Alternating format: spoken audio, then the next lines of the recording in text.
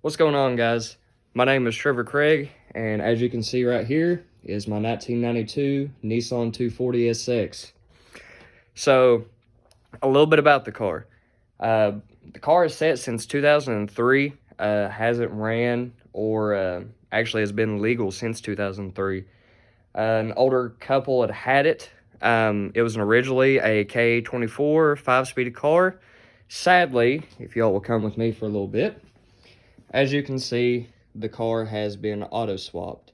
But on the good note is down in there, which it's a little dark, I don't know if you can see, it still has the factory original clutch pedal, and it still does have all the lines and hookups to put the 5-speed back in it. So, a little bit more about the car. When I had found actually the info about it, it was sitting in a driveway down in Flatwoods over here in Kentucky. And a buddy of mine kind of texted me, and we were going back and forth on prices. He had it up for like $2,000, and I told him, I was like, hey man, listen, I was like, I'll give you $1,500 for it. I'll call a rollback, get it out, get it over here to the garage, start working on it. So we made a deal at $1,500. Probably the cheapest 240 you could ever buy that is not ate out with rust. The only rust that is on this car is a 50-cent piece size on the floor pan. I know, I'm shocked. So we got it over here, and we got it up we got it up on stands, as you can see down here. And so we got it up on the stand, started crawling up underneath it. The motor seems to be fairly solid. We pulled plugs out of it, bore scoped it, everything else. And it seems to be fairly decent in there. Cams seem to be good. We haven't actually got it to turn over on its own yet. That is one thing. I will give you a parts list of everything that we found out that it needs here in a few short minutes. But everything still seems to be good on it. Seems to have no leaks. The automatic transmission that's in it seems to be decent. Fluid isn't burnt. Everything seems to be fine. There's no really bad material on the trans pan, but we still have to get, looking into it. A couple things that we do know that is wrong with it. So as you can see, right along through here, so for one, sadly no radiator. We don't have a fan shroud. It does have the cap for the distributor, and we do have the plugs and plug wires. But we just took them off to get down and looking into the cylinders. We have no air tube to come over to the air box. We do have the whole air box. This is the top part. Bottom part is actually laying up there. Couple other things that we're going to look through here is basically just trans lines. So far they look decent. The rubber looks fine. All that kind of stuff. We're also going to be looking into seeing if all the brake lines and fuel lines are going to be fine. But if you keep on coming back through here, let's see if I can get you all open and get you a decent look in here. Sadly, inside of the fuel tank, if I can get this up here, is nothing but complete varnish. I mean, it is bad inside of there. So we're thinking about, almost dropped that on my head. Hold on, give me a second here, guys. There we go. So what we're basically thinking about doing here is we're just going to go with a 22-gallon fuel cell. Coming to find out that you can buy one of those for fairly cheap. They're like $102 from Jegs, and run an inline fuel pump and all that for it, because a factory tank for these cars range anywhere between $400 to $900. And I'm not about to spend that on a factory tank just for it to look factory, because we thought about keeping this car with a factory look. When we originally got it, had a god-awful body kit on it, and which we are, as you can see, in the process of removing it. They had put it on with, I don't know, it was like glass, like caulking around the window, and it was just horrible. So, we thought about going back with a stock look. I think we might. But I think what we're actually going to do is we're going to throw it on a set of rims. lower it, header pipe, 3-inch exhaust. I think we're going to go with ISR with the dual tips out the back. Don't know what brand or style of rims yet, but we're going to look into that. I think we're going to keep the factory seats. We're just going to get them reupholstered, or if I can find a cheap set of racing seats, I'm going to put it in. Still want to keep the factory steering wheel, all of that. Kind of want to go with just a look on the outside, maybe a body kit, kind of keep it the stockish look. Do plan on doing some engine work and swapping it back over to a 5-speed. Thinking about going with a set of cams, head studs, redoing the timing kit, all that fun stuff. Cold air intake, all the goodies. And then basically that's kind of it. Probably want to do a welded diff on the rear, slotty boys, all that fun stuff. Over here, if I can get around to it here, hold on, let me see. It's gonna be a tight fit. I can't get around that way. Let's see if I can get around this way up hither. Oh boy.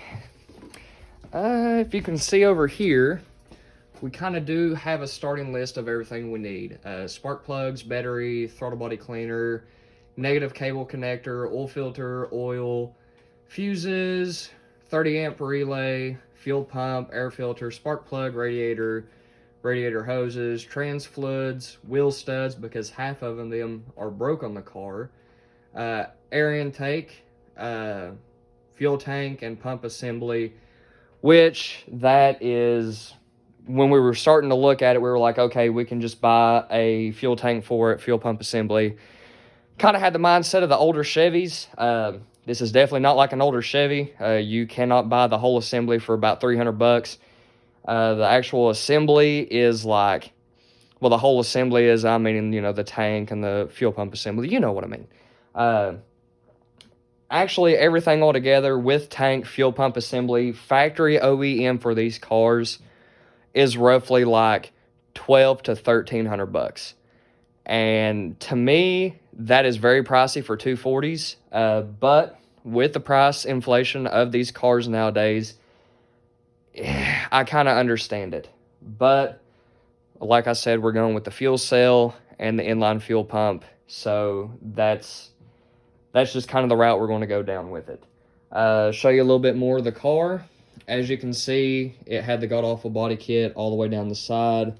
And then over here, we got the body kit. It actually had the Vader kit on it, which is apparently a rare kit anymore. Inside, as you can see, we've got a little crack over there on the dash. They decided to paint the vents and this like a white. Why, I do not know. We do have some vents missing. We do have this piece. We do have this piece right here, but I don't think that it fits properly because that piece right there butts up to the automatic. Gear selector tells you whether or not what gear you're in. Kind of butts up in, doesn't fit flush. Seats actually ain't in bad condition other than a little bit of stainage, and over on that side where you slide in and out, it has some rips. Back seat is in immaculate condition, surprisingly. Doors, actually the rockers and everything else are about as clean as you could possibly get them. And that goes for the same case for like the floors and stuff. We did have all this pulled out and you could see into it and like it was just solid all the way. Well, that gives you a little hint back there. That's the floor and there's no rust. The car had some issues way back in the day when the older gentleman had owned it and they auto-swapped it.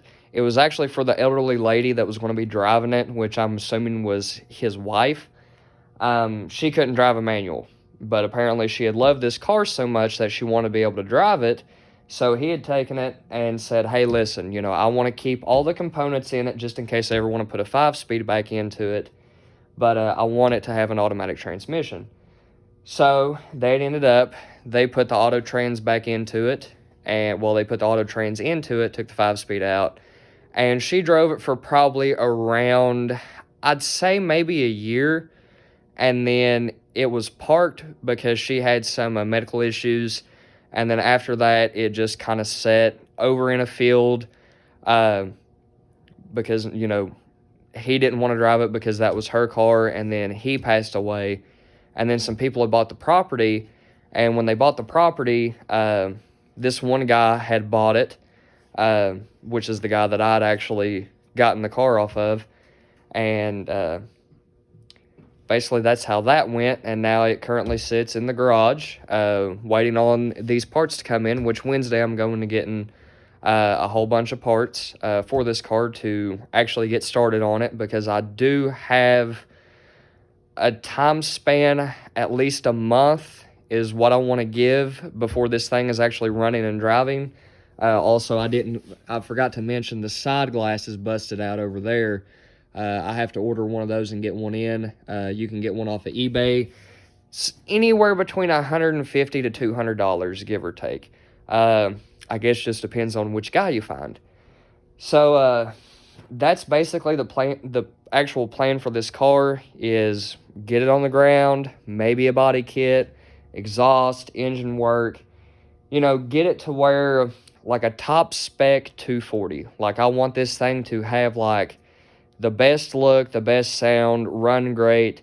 Because I want to be able to actually take this car to like Import Alliance, Import Face Off, you know, all those meets. We're thinking of actually for like the paint design, I think we're going to actually wrap the car. Probably going to do either a white or a black or something. I'm leaning more towards white. Because what I want to do is when I go to these meets, like Import Alliance and stuff like that, I want to be able to have you guys come up, sign your name on the car, draw little doodles, stuff like that. Nothing inappropriate, though. We can't have that. But I want you guys to actually be able to come over and, you know, sign your name on it, draw a little doodle here or there. You know, I want this car to be known. I don't want this car to be just like, oh, look, it's a 240. I want this to be the car that, you know, later on in the years you go, oh, cool. Look, that's the 240 that I had my name on. That's the 240 that I signed when I was blah, blah, blah years old, you know, so on and so forth. I want it to be a memorable car like that for you guys. I want you all to just remember this car, and every time you see it, be able to tell people, hey, I've got my name on that car. Hey, I draw a little doodle on that car, you know, something like that. But that is the actual plan for this car. Hopefully you guys will stick around to watch the full build series of this car and watch it get back onto the road. I'd greatly appreciate it, and I think all of us would. So anyways, guys, have a good one. See you on the next video.